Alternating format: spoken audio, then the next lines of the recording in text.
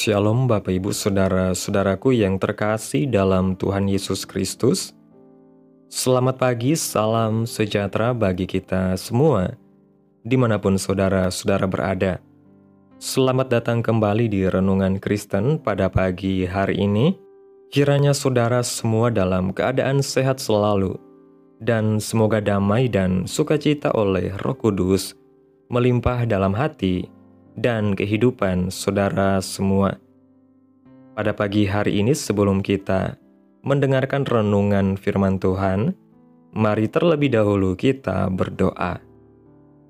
Terima kasih Tuhan Yesus yang baik. Engkau Allah Bapa yang kudus dan kekal, Bapa yang ajaib dan penuh kasih sayang. Kami mengucap syukur Tuhan, oleh karena anugerah-Mu di sepanjang hidup kami. Hingga pada hari ini, kami boleh ada sebagaimana kami ada. Semua karena berkat dan anugerah Tuhan dalam kehidupan kami. Pada pagi hari ini ya Tuhan, kami akan mendengarkan firman-Mu. Berbicaralah ya Tuhan, jamah hati kami. Berikan kami pengertian untuk dapat memahami firman-Mu. Dan ajar kami untuk dapat melakukan firman-Mu di sepanjang kehidupan kami. Berfirmanlah ya Tuhan, kami sudah siap menerima firman-Mu. Dalam nama Yesus kami berdoa. Amin. Bapak Ibu Saudaraku yang terkasih, ayat renungan kita pada pagi hari ini terdapat dalam Injil Yohanes pasal 5 ayat 3 yang berkata demikian. Dan di serambi-serambi itu berbaring sejumlah besar orang sakit, orang-orang buta, orang-orang timpang, dan orang-orang lumpuh yang menantikan goncangan air kolam itu. Bapak Ibu Saudaraku yang diberkati Tuhan, Alkitab menyatakan bahwa di dekat pintu gerbang domba ada sebuah kolam yang bernama Betesda. Nama Betesda ini berasal dari bahasa Ibrani dan atau bahasa Aram Bethesda yang berarti rumah kemurahan atau rumah anugerah. Di sini Tuhan telah menyediakan anugerah dan kemurahan-Nya bagi mereka yang buta, timpang dan lumpuh yang sangat membutuhkan anugerah kesembuhan dari Tuhan. Terlebih lagi, mereka yang buta rohani, timpang rohani, dan lumpuh rohani yang seringkali menjadi penghambat pertumbuhan iman dan penghalang untuk mengalami kuasa dan mujizat dari Tuhan. Untuk beroleh kesembuhan dan pemulihan, orang-orang sakit ini harus siap menantikan kegerakan pekerjaan Tuhan, sebab sewaktu-waktu turun malaikat Tuhan ke kolam itu dan menggoncangkan air itu.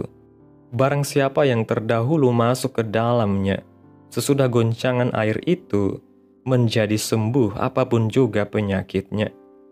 Goncangan air itu adalah gambar gerakan atau aliran kuasa Roh Kudus yang siap untuk menjamah dan memulihkan hidup seseorang. Karena itu, kita harus selalu dalam keadaan siap. Bila hadirat Tuhan turun, kita pun harus cepat bertindak, yaitu membuka hati kita dengan iman untuk menerima anugerah Tuhan. Tetapi banyak di antara kita berada dalam keadaan seperti orang yang sudah sakit selama 38 tahun, tak dapat bergerak untuk masuk ke dalam kolam. Artinya tak dapat bertindak dan berusaha dengan iman untuk menerima anugerah Tuhan yang sudah disediakan. Ketika Tuhan bertanya, "Maukah engkau sembuh?" Jawab orang sakit itu kepada Tuhan, "Tuhan, tidak ada orang yang menurunkan aku ke dalam kolam itu apabila airnya mulai goncang.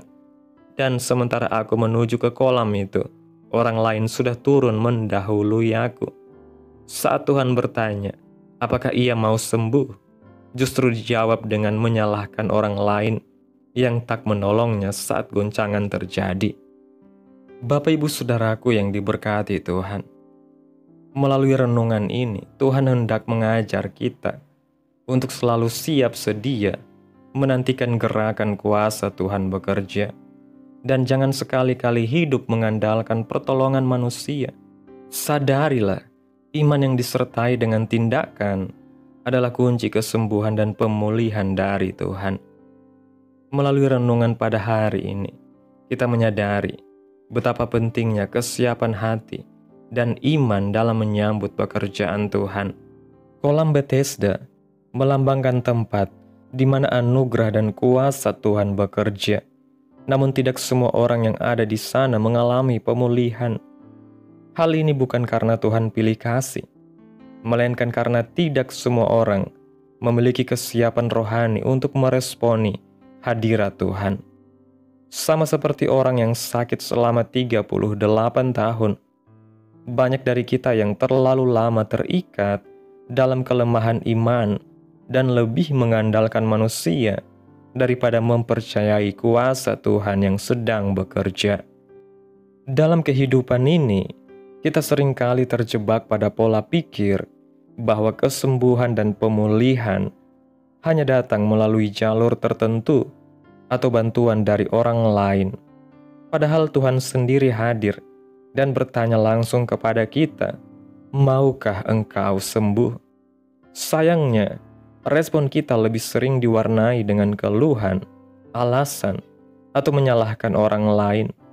Kita lupa bahwa kesembuhan sejati hanya terjadi ketika kita membuka hati dengan iman dan bertindak dengan percaya pada kuasa Allah, bukan pada manusia, tetapi pada Yesus yang berkuasa memberi kesembuhan dan kelepasan.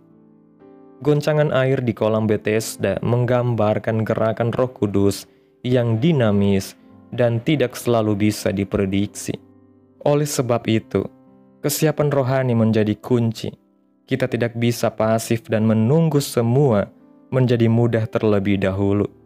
Justru dalam saat-saat sulit, Tuhan ingin melihat apakah kita masih memiliki iman yang teguh untuk bertindak. Kita harus peka terhadap setiap lawatan Tuhan dan tidak melewatkan waktu yang telah ditentukannya untuk mujizat terjadi dalam hidup kita. Tuhan tidak menuntut kita untuk menjadi sempurna lebih dahulu, tetapi menginginkan hati yang siap dan iman yang mau melangkah. Dia datang bukan hanya untuk menyembuhkan tubuh, tetapi terlebih untuk memulihkan jiwa yang lumpuh oleh dosa, trauma, dan keraguan. Kita tidak boleh terus membiarkan keadaan masa lalu membelenggu pertumbuhan iman. Ini adalah waktunya untuk bangkit, menyambut pertanyaan Tuhan dengan iman yang berkata, "Iya Tuhan, aku mau sembuh dan dipulihkan."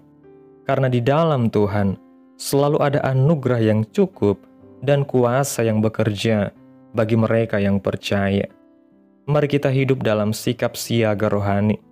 Jangan mengabaikan saat-saat ketika Tuhan menjamah hati kita. Jangan tunda untuk bertindak dalam iman. Jangan terlalu sibuk mencari bantuan manusia, tetapi arahkan pandangan kita kepada Yesus, Sang Tabib Agung. Dia yang menyembuhkan orang lumpuh tanpa menyuruhnya masuk ke kolam adalah juga Tuhan yang sanggup menyentuh hati kita hari ini. Dia tidak dibatasi oleh cara, tempat, atau waktu. Dia hanya menantikan hati yang bersedia percaya dan taat kepadanya. Amin. Tuhan Yesus memberkati. Demikianlah renungan firman Tuhan pada pagi hari ini. Biarlah menjadi berkat bagi saudara semua dan dapat kita lakukan dalam setiap kehidupan kita. Pada hari ini, sebelum kita memulai segala aktivitas kita di hari ini, mari kita berdoa. Terima kasih Bapa di dalam kerajaan sorga. Engkau Bapa yang ajaib dan mulia, Bapa yang kami tinggikan dan kami sembah, di dalam nama Tuhan Yesus Kristus. Kami bersyukur Tuhan atas pertolongan-Mu dan penyertaan-Mu, serta atas berkat-Mu dalam hidup kami. Kami berbahagia dan bersyukur atas kebaikan Tuhan dalam setiap kehidupan kami. Tidak pernah berkesudahan kasih setia Tuhan, dan tak pernah habis-habisnya rahmat-Mu. Selalu baru tiap pagi, besar kesetiaan-Mu Tuhan, dalam hidup kami. Terima kasih buat firman-Mu hari ini. Kami mengucap syukur atas firman-Mu yang mengingatkan kami untuk selalu siap sedia menyambut kuasa dan hadirat-Mu dalam hidup kami. Ampuni kami bila selama ini kami terlalu pasif dan lebih mengandalkan manusia daripada mempercayai kuasa-Mu.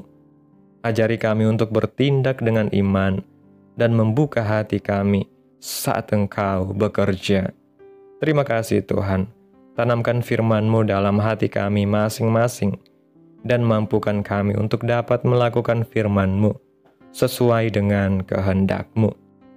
Biarlah perkataan firman-Mu terus menyegarkan jiwa kami, menghidupkan hati yang lemah dan lesu, dan membangkitkan harapan dan kasih.